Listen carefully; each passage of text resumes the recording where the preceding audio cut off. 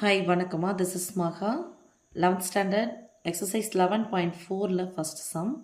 f dash of x equal to 4 into x minus 5. f of 2 equal to 1 எனில் f of x இன் மதிப்பை காண்கன்னு கொடுத்துட்டாங்க. இப்போ f dash of x என்னது? f of x வகைப்படுத்தினா f dash of x. அப்போ f dash of x தொகைப்படுத்தினா என்ன கிடைச்சிரும்? f of x கிடைச்சிரும். Right? f of x differentiate பண்ணா f dash of x, f dash of x integrate பண்ணா f of x. அப்போ integrate பண்ணலாம் இதை. integration f dash of x into dx. integration பண்ணா என்ன பண்ணணும்? dx பண்ணணும். equal to integration என்ன கொடுத்துருக்காங்க? left side integration into dx னா right side integration into dx. அப்போ இங்கே ஒரு உறுப்பு இருக்கா, ரெண்டு உறுப்பு இருக்கா, இரண்டு உறுப்பு இருக்கு. மைனஸ்க்கு முன்னாடி ஒன்று, மைனஸ்க்கு பின்னாடி ஒன்று, ரெண்டு உறுப்பு இருக்குது. அப்போ இன்டகிரேஷனும் டிஎக்ஸும் ரெண்டுத்துக்குமே சொந்தம். தனித்தனியாக பிரித்து போட்டிங்கனாலும் okay. Integration 4 into x into dx minus integration 5 into dx. எக்ஸின் அடுக்கு என்ன இருக்குன்னு அர்த்தம்? 1. அதான் ஒன்றுமே போடலாம், 1 இருக்குன்னு அர்த்தம் இல்லையா? இந்த 4 வந்து மாறிலி வெளியே எடுத்துடலாம், இந்த 5 மாறிலி வெளியே எடுத்துடலாம்.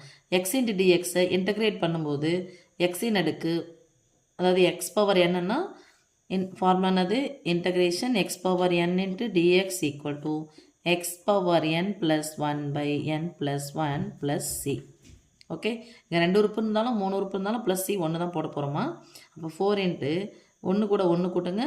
என்ன அடுக்கில் என்ன பண்ணுறீங்களோ அதுதான் வரும். மைனஸ் 5 இன்ட்டு டிஎக்ஸை இன்டகிரேட் பண்ணால் எக்ஸ் வரும் ப்ளஸ் சி.